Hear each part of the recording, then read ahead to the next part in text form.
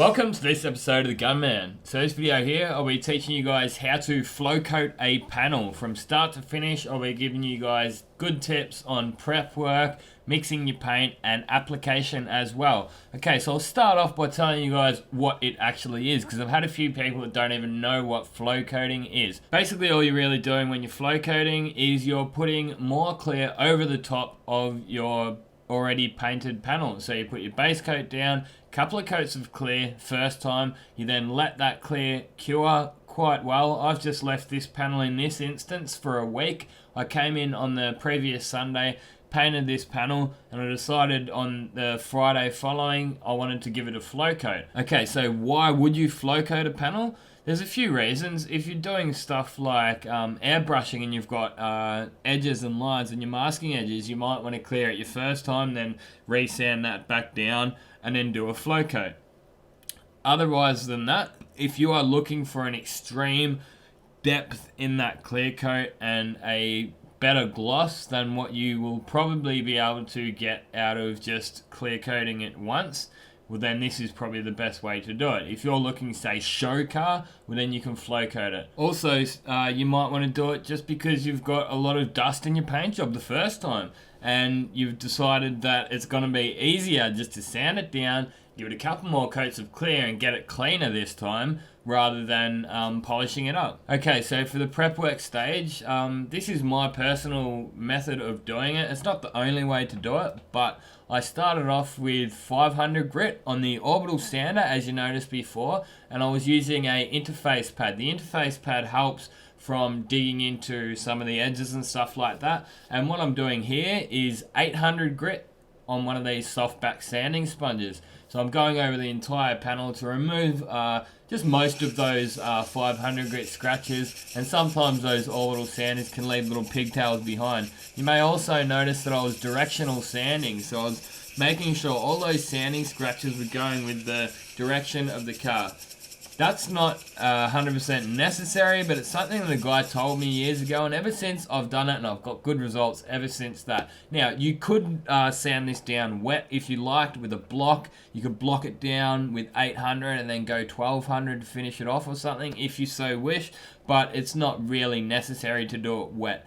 I find I can get just as good results doing it dry. You've also got to be very clean when you're doing flow coating. So if you've got a bit of grease or even just a bit of dirt on your hands and you get that on your panel and you clear over it, you're going to see that. You don't have the base coat stage to cover any of those things up like you may if you're doing a full paint. You've also got to be extremely careful not to cut through when you are doing flow coating. Again, you're not putting any base coat on there, and if you put base coat on there, you're not flow coating. So next up, I'm wiping the entire thing down with wax and grease remover, otherwise known as Prepsol, quite commonly called in the industry.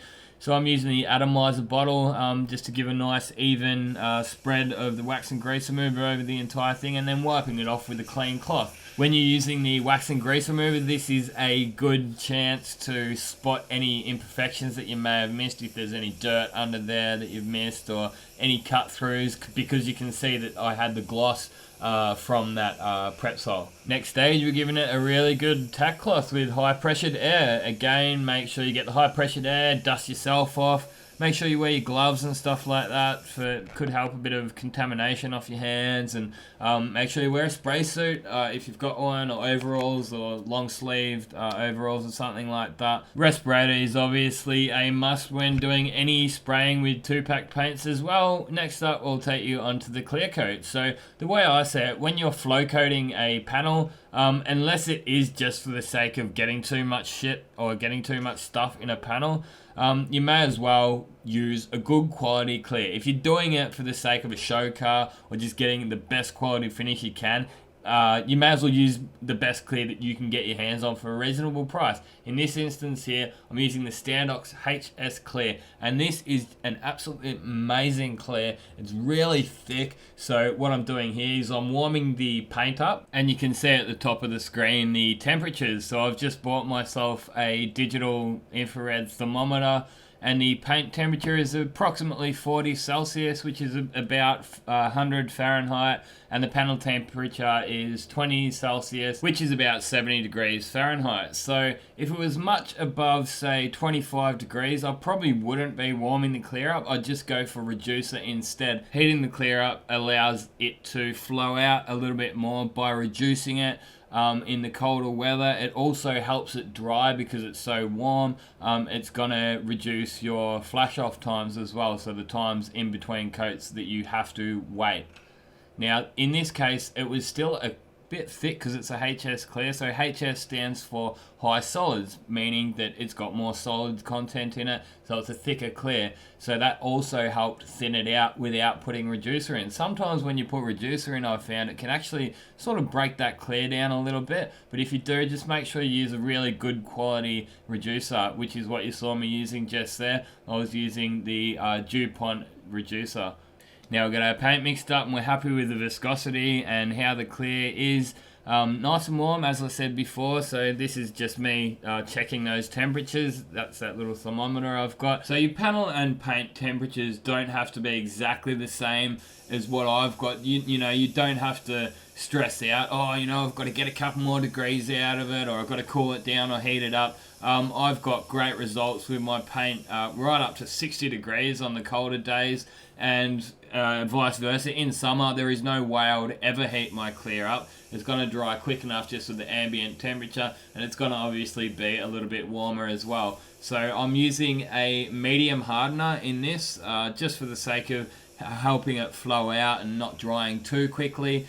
You could do fast hardener if you wanted, and you'd probably just get just as good results. Anyway, we're on to our spraying stage now, and you may notice that this first coat, it's still a closed coat, so I'm not able to see through to any base coat, but it's really just a thin one. I've found a couple of times when I have done some flow coating, might be to do with some contamination outside of the booth that it was out of my hands anyway, because the shop that I worked at just had a bit of a contamination silicon problem, but that's taught me to just put that first flow coat on a bit lighter, so that will help stop any fisheyes and stuff like that come up. And being that clear is so warm, I didn't even worry about any flash off times between that first and second coat. Again, this would vary in the warmer months. I might have given it a couple of minutes because the clear's not so warm, it might not have flashed off quite so quick before I go and put this second coat of clear on, which is really, I'm just heaving it right on, getting it on real heavy. I'll go through the gun settings quickly for you guys. So I've got the pressure set at 1.3 bar, that's on the digital gauge that I've got on this gun. I've wound the fluid needle right in, and I've come out 2.5 turns. And for the fan, at this point, I had it set about 1/8 of a turn back from full fan. But it was actually when I was painting this job, I decided, you know what, I've had enough of doing that. Because you see where my thumb is? It's actually right where the fan control is, and it just started pissing me off that I'm constantly adjusting that. So I've now just decided with this gun, I'm just going to be always leaving that fan wide open. For some reason, that's where they put it on this gun. On the DeVilbiss, the fan control is on the back of the gun, so your thumb is never going to touch it. I've actually spoken to a couple of other painters, and I'm not the only one that has experienced that with the SATA 5000. And again, those pressure settings, they'll probably change in the warmer months as well. I'll probably find that pressure is going to start coming down.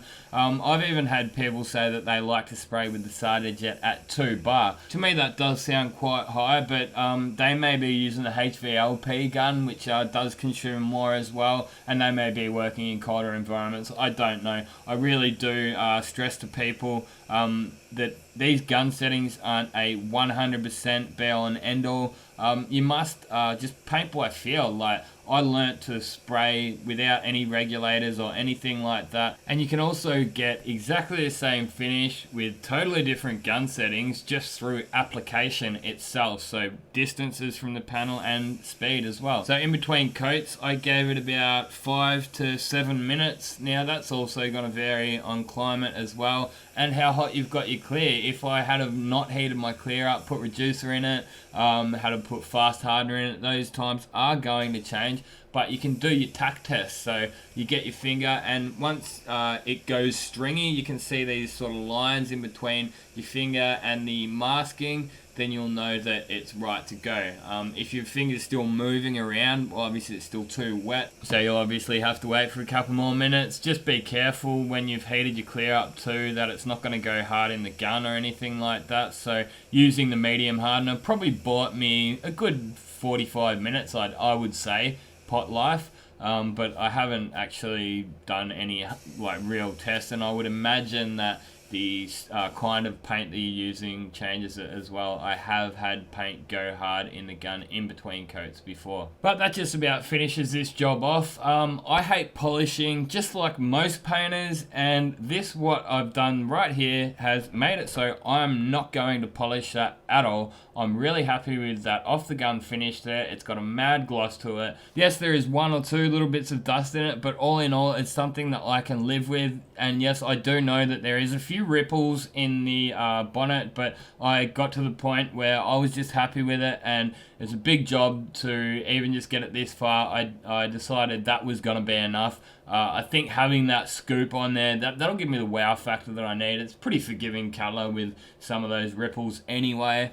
If it was a black or a darker color, I might have spent a little bit more time blocking and filling and priming around those edges and stuff like that. But I reckon it looks pretty awesome. In the coming months, I'll be making more videos on this VL Commodore, exactly how we molded that bonnet in as well, because you may have noticed that. That's a fiberglass bonnet scoop on a steel bonnet that we cut a hole out of, and then we did some fiberglass matting and resin around the edge, and then some filler work to have a fully molded in bonnet scoop.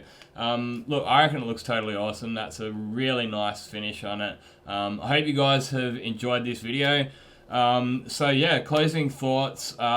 It's a cleaner job because I flow coated it. So sometimes when you're putting your base coat down, you can get little bits of dust in your base coat, and that'll sort of show through. It'll also sink back in like that. The base coat will sort of suck some of the life out of that clear as well, whereas clear over clear, that's not going to happen. Yeah, just make sure you take it easy with the drying as well. You don't want to go and hit bake straight away, or else it could either run, or you could lose some gloss out of it as well. So I just let it naturally dry, obviously unmasking those edges now so we don't have any paint build up running around those edges. So I'll just finish off here with a little bit of footage of the fiberglassing stage. Hope you guys have really enjoyed watching this video. Show your appreciation to the hours and hours of work I've put into just making these videos by giving us a thumbs up. Make sure you check out my website, thegunman.net.au. I've got the links to that and all my other social media below. Now you've seen this video, get out there and paint some shit. Thanks for watching, and this has been another Gunman production. Goodbye.